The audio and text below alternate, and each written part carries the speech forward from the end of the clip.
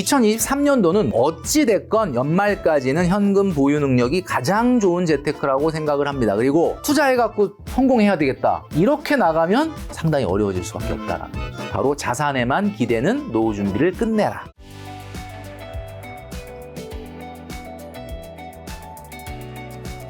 그러면 저축이라고 얘기하셔서 직장인 월급별로 좀 최적의 적금 설계법이 좀 어떻게 될까요? 많은 분들이 얘기하시는데 저축을 하는 게 아니라 네. 저축하는 척을 하는 분들이 많아요. 이게 무슨 얘기냐? 여러분 잘 들어보시기 바랍니다. 제가 만나보면 저축을 하라 그랬더니 저축하는 척을 해. 그 보면 내용이 이거야. 토스뱅크에 10만 원짜리 적금, 카카오 파킹 통장에 15만 원 자동이체, 그 다음에 카카오뱅크에 26주 적금, 뭐 이런 걸 합니다. 네네. 그럼 여러분 이게 뭘 얘기하는 거냐면 내가 스스로 봤을 때 내 통장을 누가 검사하는 건 아니지만 내가 월급을 300, 400을 받아서 생활비를 쓰고 문화생활비를 쓰고 계절 지출을 쓰고 하다 보면은 저축을 못 하잖아요. 근데 내가 마음이 불편한 거야. 아, 나도 좀 나의 미래를 위해 저축 너무 안 한다. 그러니까 나한테 미안하니까 저축을 하는 거예요. 그러니까 건수가 많아져요. 26주 적금도 하고 뭐 10만 원짜리 적금도 하고 뭐 CMA에 20만 원 붙이기도 하고 뭐 이렇게 좀 소위 말하는 게 자잘자잘한 것들이잖아요. 근데 이런 저축들을 보면 물론 총량으로 합치면 금액이 커질 수는 있는데 잘 보시면은 이게 바로 저축하는 척을 하는 거예요. 이렇게 되면 만기가 자꾸 돌아옵니다. 왜냐하면 적금 통장이 여러 개니까 딱 문자가 와요. 다음 달에 15만 원짜리 1년 적금 넣었던 게 만기네? 185만 원 나온. 아, 이거 185만 원 어디다 어떻게 해야 되지? 아, 차차 이러다가 또 바쁘다 보면 까먹어요. 또 보면 좀 다음 달에 보면 또 26주 적금했던 게 6개월이 끝나서 또 나오는데 금액이 또 뭐 100몇만 원이야. 그러니까 이 나오는 만기 금액들을 보면은 굉장히 금액들이 좀 이렇게 자잘자잘하다는 거예요. 여러분 제가 분명히 말씀드리지만 목돈으로 머릿속에서 인식하는 것은 본인 월소득의 3개월치 이상 되는 돈만을 목돈으로 인식을 하거든요. 분명히 내가 월급 300을 받는데 1000만 원을 탄다. 그러면 쓸 생각보단 야 이거 어디다 다시 묶어놔야 되지? 이런 생각을 할 수밖에 없어요. 맞아요. 그럴 것 같아요. 우리가 회사에서도 보너스 같은 거 받으면 그렇죠. 그게 일반 월급 받는 것보다 되게 빨리 쓴다면서요? 그렇죠. 그러니까 이게 왜 그러냐면 금액이 내가 월급 300인데 이번 달에 185만 원짜리 적금을 타. 그럼 이게 185만 원이 이게 목돈 같은 느낌보다는 185만 원인데 요거 뭐 하나 살까? 185만 원 고민하는데 홈쇼핑에서 무슨 여행 딱 상품 와 저거 정말 싸다. 이렇게 되는 거죠. 그래서 저축하는 척을 하지 말고 저축을 하라. 이 얘기는 무슨 얘기냐면 장기적으로 5년 안에 지금 금리로 1억을 만들려면 한 150만 원 정도 저축해야 된다라고 했으면은 이걸 뭐 1년 단위로 끊어서 생각하자면 뭐 1년 안에 2천을 만들어 보자. 1년에 2천을 만들려면 아마 165만 원에서 160만 원 정도를 내야 될 거예요.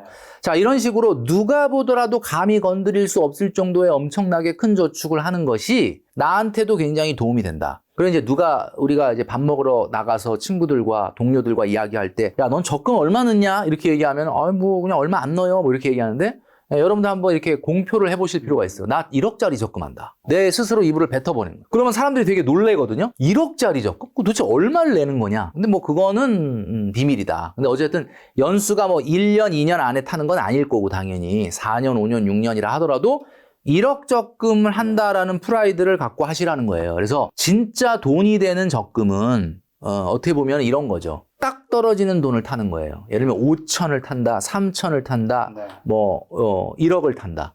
근데 여러분들 타는 돈이 그냥 100만 원짜리 적금 뜩 넣어놓으면 1년 후에 받게 되는 돈 뭐 1215만 원. 그러면 1215만 원이 물론 큰 돈이긴 한데 왠지 215만 원은 좀 쓰고 1000만 원만 어디다 묶어놓을까 뭐 이런 생각 할 수도 있는 거 아닙니까? 그러니까 타는 돈은 좀 딱 떨어지게 하고요. 내는 돈은 좀 지저분해지더라도 뭐 162만 3,500원을 내고 뭐 2천만 원을 탄다든지 이런 식으로. 그리고 이제 이런 것도 하나 방법입니다. 나한테 1년 동안 고생했으니까 나한테 리워드를 좀 하는 것도 중요해요. 그래서 예를 들면 이 1000만 원을 모을 때마다 50만 원씩 리워드를 하는 거죠.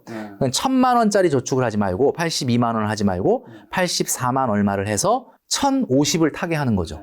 그러면 1000만 원을 딱 탈 때 1050을 탈 때 50은 플렉스 하는 거죠. 뭐 진짜 그때는 뭐 오마카세를 가든지 뭐 한우를 먹든지 이렇게 하고 1000만 원은 다시 투자를 한다든지 이런 식으로 본인과 좀 재미있게 본인한테 보상을 하는 그런 저축으로 설계를 한다 그러면 직장인들이 좀 재미있고 즐겁게 저축을 할 수 있지 않을까. 우리가 재테크에서 이제 통장 나누기 이런 얘기 많았는데 소액으로 통장을 나누는 건 오히려 굉장히 좀 저는 반대입니다. 풍차 돌리기 이런 거 절대 하면 안 된다. 만기가 자주 돌아오게 되면 고민이 잦아질 수밖에 없고 고민이 잦아지다 보면 한 번 대형 사고가 날 수 있죠. 이거 하나는 그냥 내가 네. 쓰자 이렇게 돼버릴 수가 있기 때문에 그거보다는 돈을 흐트리지 말고 네. 돈을 좀 모아라 이렇게 말씀드리고 싶어요. 강의 같은 거 나가셔서 1억을 모아버려 이런 얘기 하시잖아요. 네. 그럼 결국에 이제 시간이 지났을 때 어쨌든 모았던 사람인가 상당수는 못 모으신 분들 많을 것 그렇죠. 같긴 한데 못 모은 분이 훨씬 많겠죠. 돈을 잘 모은 분들의 공통점이나 좀 특징 같은 건 뭐가 있나요? 어떤 분이 좀 돈을 실제로 모으셨나요? 그러니까 이제 실제로 돈을 잘 모은 분들 같은 네. 경우는 아무래도 머릿속에 목표가 있습니다. 아, 목표. 예, 그러니까 예를 들면 그 목표를 가지고 있는 분들이 조금 더 집중을 한다. 그 목표가 요즘은 참 세우기가 어려워. 나 결혼 안 할 건데. 나 그 집 안 살 건데. 이래 버리면은 이제 목표를 세울 게 마땅치가 않은 거가 되는 거죠. 사실 그런데 그게 없으면 굳이 돈을 많이 모아야 될 이유도 그렇죠. 좀 사라지긴 하죠. 네, 그러니까 여러분 잘 보시면 결혼을 안 한다고 하더라도 독립은 해야 될 거 아닙니까? 언제까지 부모님하고 같이 생활할 수는 없고 독립이라는 게 그냥 되는 건 아니란 말이에요. 그리고 독립을 해보면 아시겠지만 서울에 또 수도권에 또 지방의 광역도시들도 마찬가지지만 내 몸 하나 누이고 이렇게 누워서 잘 수 있는 곳을 원하는 게 아니잖아요. 뭔가 나만의 공간. 그게 설사 당분간은 내 집이 아니라 하더라도 좀 안락하고 나만의 공간을 누구나 원하지 않습니까? 그런 정도 되려면은 본인이 나이에 따라서 다르긴 하겠지만 뭐 20대 30대라 그러면 정말 작은 원룸에서 지낼 수 있다고 보지만 나이 들고 이렇게 됐는데도 계속 그렇게 원룸 이런 데서 생활할 수 없지 않습니까? 그러니까 여러분들이 이제 뭐 결혼과 내 집 마련의 목표가 너무 멀게 느껴지고 그 목표가 없다 그러면 그걸 대체할 수 있는 목표. 뭐 내 1인 가구라 하더라도 내 집은 있어야 되는 거고 독립은 해야 되는 거고 노후 준비도 뭐 장기적으로는 해야 되는 건데 언제까지 이렇게 목돈 하나 없이 지낼 수 있겠느냐. 그래서 그 목표를 조금 더 정교하게 세우고 그거에 맞춰서 저축을 하면 되게 돈을 잘 모으시는 분들이 이제 그런 어떤 이미지네이션을 잘해요. 그 이미지네이션이 결국은 목표가 되는 거거든요. 머릿속에 상상했던 것들을 목표화 하시는 것이 돈 모으는데 굉장히 도움이 된다. 분명한 목표가 있어야지 이제 돈을 잘 모을 수 그렇죠. 있는 건데 그러면 이제 그 사이에는 어쨌든 우리가 소비를 좀 덜 해야 될 텐데 소비하기 전에 꼭 생각해야 될 거 뭐 한 3가지 정도가 있다면서요. 그러니까 우리가 이제 일반적으로 그 돈을 쓰실 때 보면은 많은 분들이 외식이나 또는 배달이나 이런 식생활비에 돈을 많이 쓰는 스타일이 있고요.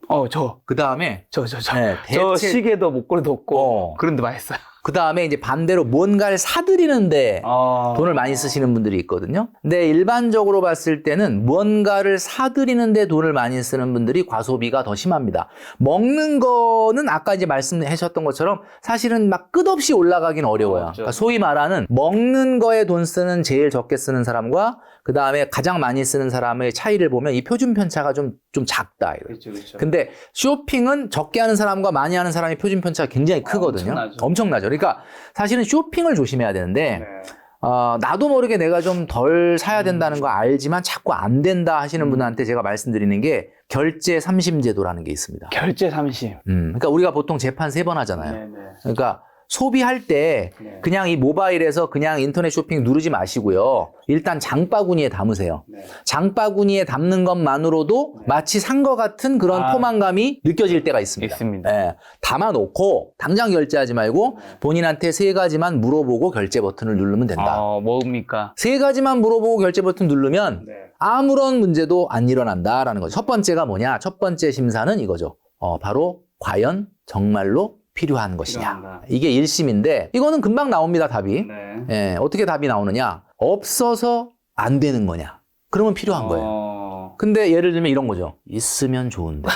이런 대부분 거죠. 그거 아닌가요? 대부분 있으면 좋은데. 그거는 필요한 건 아니에요. 그러니까 여러분 여기서 만약에 없어서 안 되는 거다. 그러면 무죄입니다. 이거 통과야. 1심은 그냥 무죄야, 무죄.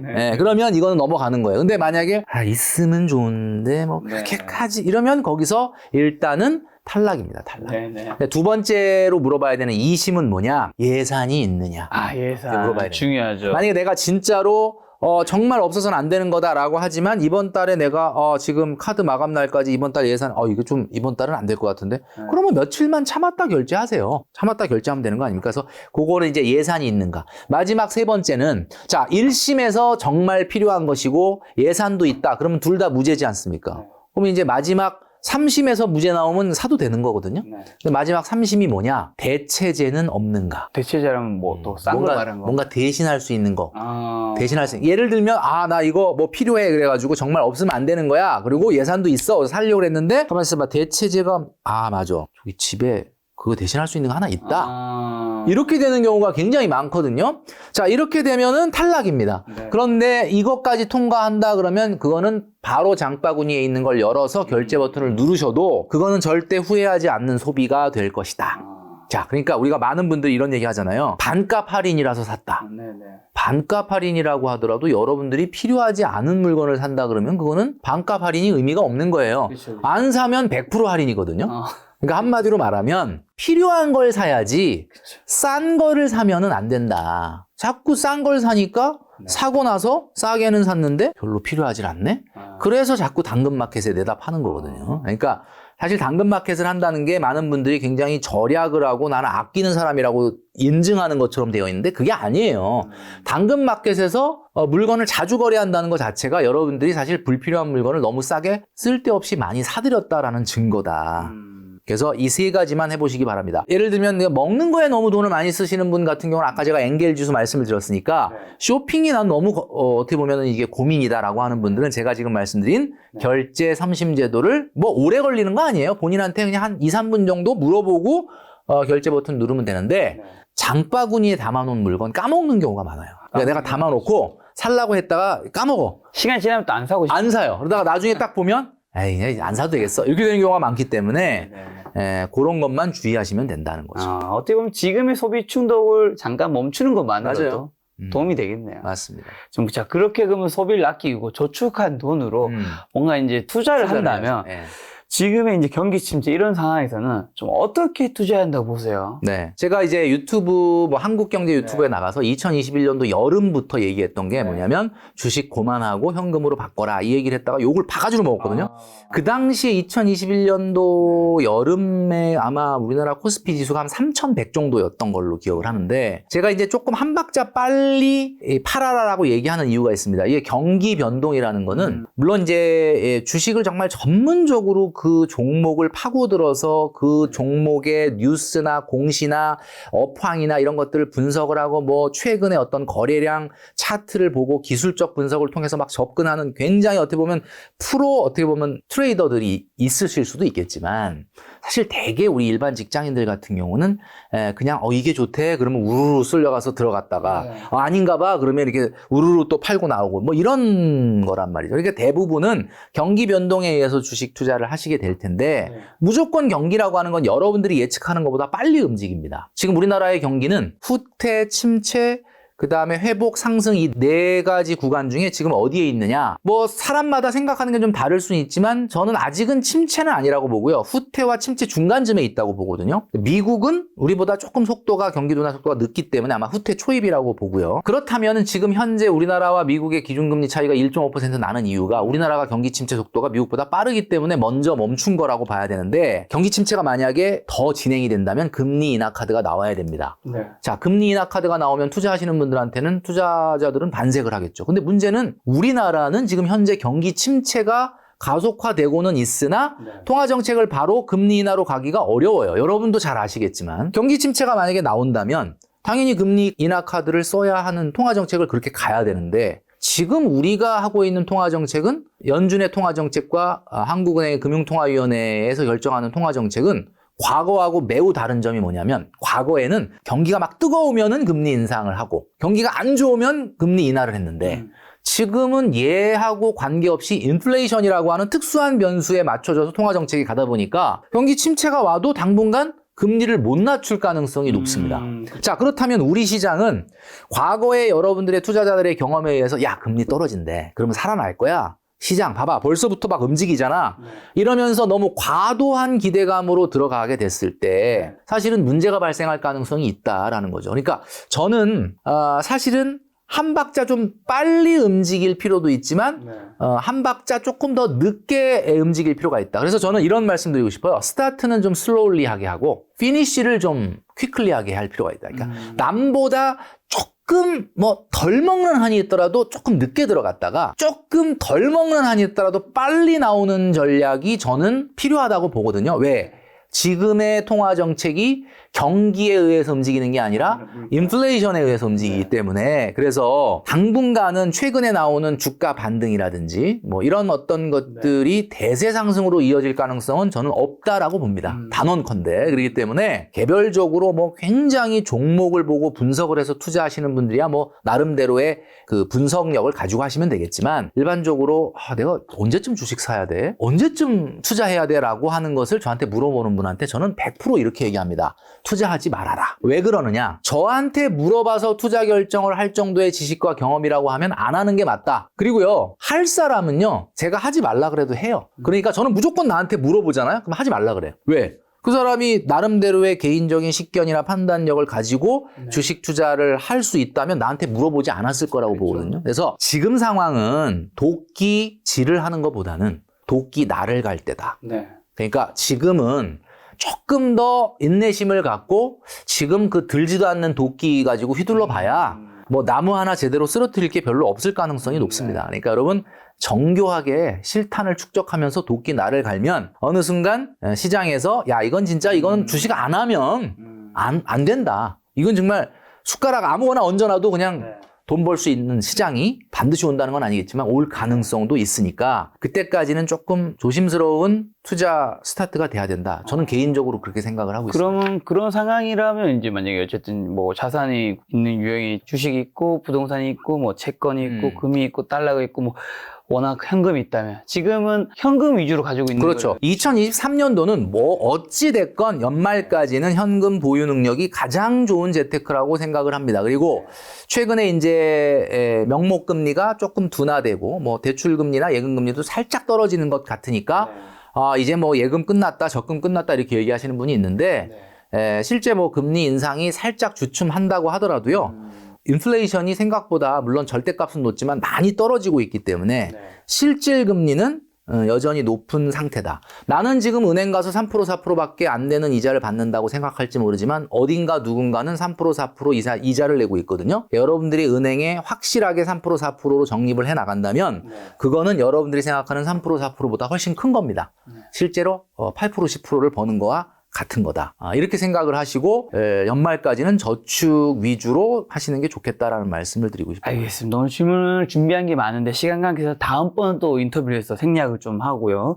마지막 정리하는 질문으로 99%는 알고 있지만 1%만 이제 실행하고 부자가 되는 방법은 뭘까요? 노후 준비에 있어서 사실 이제 노후 준비라는 개념이 대한민국 사람들이 사실은 없죠. 왜냐하면 이제 한 50대 정도나 돼야 나 이제 한 10년, 15년 있다 은퇴할 건데 어떻게 노후 준비해야 돼? 이런 생각을 하죠. 근데 한국인의 99%가 착각하는 게 있습니다. 아마 어쩌면은 저나 김 작가님도 그렇게 착각하고 살아왔을지도 모르는 거예요. 그게 뭐냐면 노후 준비 그러면 많은 사람들이 뭘부터 물어보냐면 김 작가님한테도 많이 물어보실 테고 어디다 투자를 해야 돼? 이런 얘기를 많이 한다는 거죠. 지금 어디다 돈을 넣어야 돼? 자, 이 말인즉 무슨 얘기냐면 내가 좋은 판단력을 가지고 그게 주식이 됐든 뭐 땅이 됐든 뭐 아파트가 됐든 뭐 채권이 됐든 뭐 현물이 됐든 어디에 투자를 해서 걔가 정말 아주 드라마틱한 성장으로 내 노후 준비가 끝나야 된다라는 생각이 머릿속에 꽉 차 있는 겁니다. 자, 이런 생각을 갖게 된 이유가 뭘까요? 바로 아까 제가 예를 들었던 베이비 부머 세대 이전 세대. 한마디로 말해서 당시에 70년대, 80년대 경제 성장률이 우리나라가 평균 10%가 넘었고 90년대에도 8%가 평균 성장을 했습니다. 2000년대 초반만 해도 6% 이상 성장을 했거든요. 결국 경제 성장률이 이렇게 높았다는 얘기는 사실 자산도 그만큼 성장을 했다는 거니까 그때는 진짜 땅 하나 어디 잘 사놓고 아파트 하나 잘 투자해놓고 어떤 거 주식 하나 쌀 때 잘 사놓으면 정말 그분의 노후가 해결이 됐다는 거죠. 자, 그런데 최근에 2023년입니다, 지금.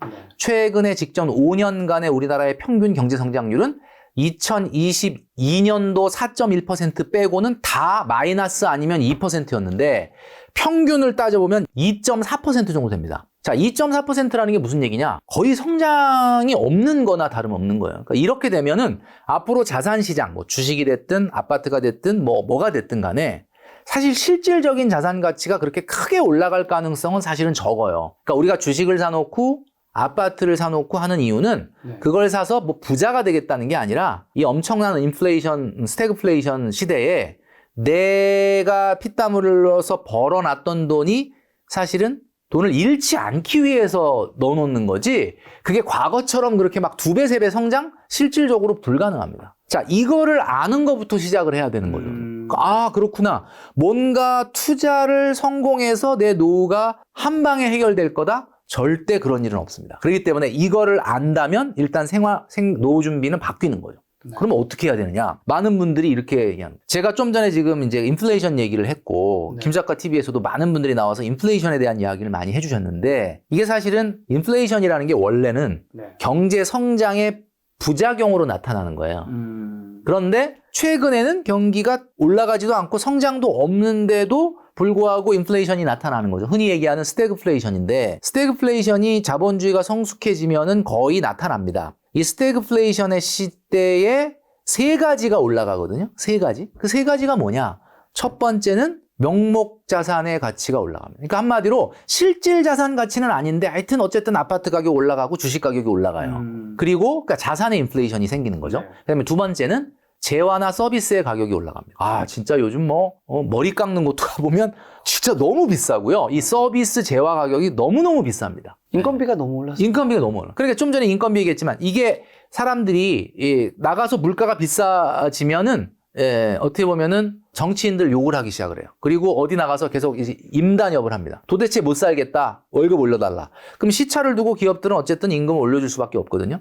자, 그러면 이 과정이 계속 반복된단 말이에요. 무슨 얘기냐면 임금이 올라가고 그 올라간 임금으로 자산을 사고 자산 가격이 올라가고 자산 가격이 올라가고 난 다음에 재화나 서비스의 가격이 올라가고 이게 계속 반복이 되는 거죠. 자, 그럼 이런 상황 속에 여러분들이 땅 하나 잘 사놓고 뭐 주식 하나 잘 사놓고 아파트 잘 사놨다고 해서 그게 노후 준비가 되느냐? 절대 안 된다.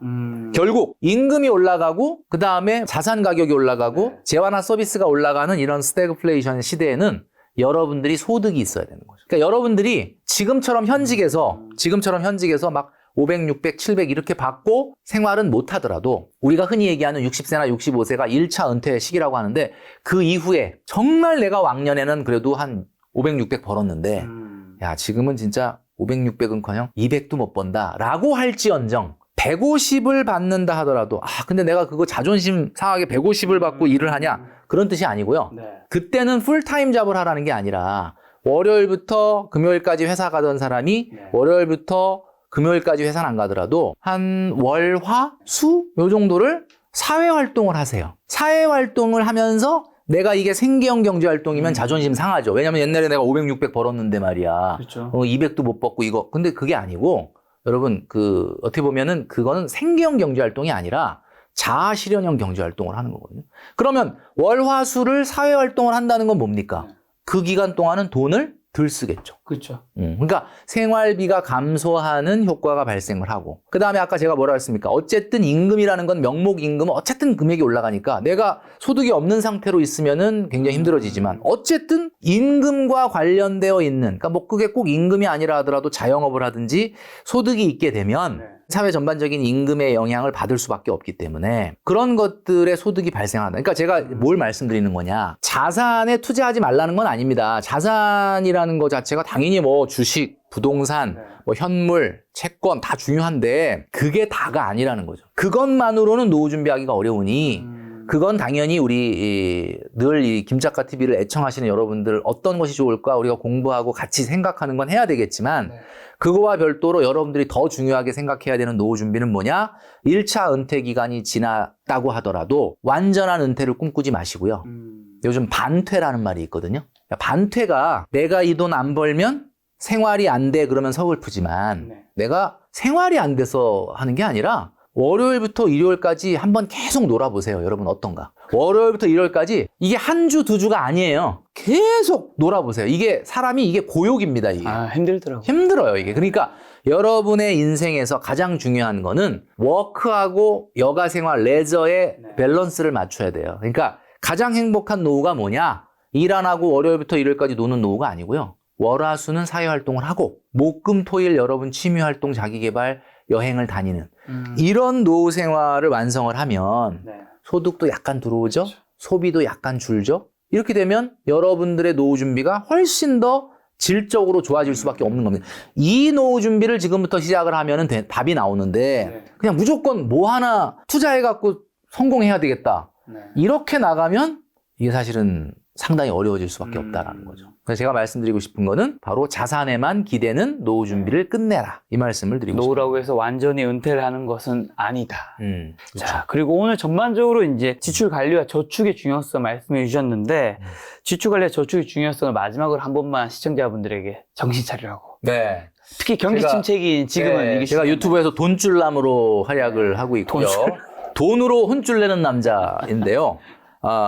네. 뭐 사실은 많은 분들이 응원을 보내주시고 계십니다. 하루에 한 번 혼줄 나야 나 정신 차린다 이렇게 얘기하시는 분들이 있는데 저 이런 생각이 들어요. 우리가 청년과 노인을 구분하는 기준은 우리가 국가 정책에서는 19세부터 39세를 뭐 청년으로 얘기한다고 하지만 그건 나이로 잘리는 게 아닙니다. 청년이라는 것은 내 앞에 등장한 장애물을 내가 돌파하겠다, 넘어서겠다라고 하는 열정을 갖고 어려운 거 다 알죠. 지금 뭐 우리 사회에서 안 어렵다고 느끼는 사람이 어디 있겠습니까? 이 어려움을 돌파하겠다라고 열정을 갖고 달려드는 그런 사람은 청년이에요. 나이에 관계없이. 근데 아까 제가 말씀드렸죠? 월급 한 300만 원 받는데 사실 이 300만 원이라는 게 뭐 그렇게 엄청나게 많은 소득은 아니지만 나 혼자 그냥 쓰기에는 또 그렇게 또 나쁜 소득이 아니다. 나 그냥 행복하게 잘 지내고 있다, 편안하게. 이렇게 현실적 어려움에 타협하고 적응을 해버린다면 그것은 사실은 어떻게 보면 노인네일 수 있는 거죠. 그러니까 우리가 흔히 얘기할 때 인생의 한 60, 70을 정말 힘들게 사시고 이제는 좀 인생의 뒤안길에서 좀 편하게 쉬어야지 이제 어려움에 적응한 상태가 노인 아니겠습니까? 우리가 누구나 언젠가는 노인이 될 텐데 나이로 구분하는 게 아니라 결국 열정이 있느냐, 여러분들이 그 장애물을 돌파할 힘이 있느냐, 그거에 따라서 청년과 노인이 나뉘게 된다. 그럼 여러분들의 재테크에서 내가 정말 열정이 있느냐 없느냐를 판가름할 수 있는 게 바로 얼마를 저축하고 있느냐입니다. 여러분들은 지금 얼마를 저축하고 있느냐? 한번 여러분에게 스스로 물어보시기를 바란다. 오늘 너무 명강연을 해주셔서 저도 지금 지출 관리 강의였나요? 이게 강의? 강의 같은 느낌이 듭니다. 강의 너무 같은 잘해주셔서 제가 또 지출 관리 얼마나 잘하고 있는지, 저축 얼마나 하고 있는지 한번 찾아봐야 되겠네요. 여러분도 한번 그 질문 한번 해보시면 2023년과 내년이 좀 바뀌지 않을까 그런 생각이 들었습니다. 네. 오늘 만난 손님은 김경필 머니 트레이너님이었습니다. 지금까지 여러분 소중한 시간 함께 해주셔서 정말 감사합니다. 네. 오늘도 김 작가였습니다. 고생 많으셨습니다. 감사합니다.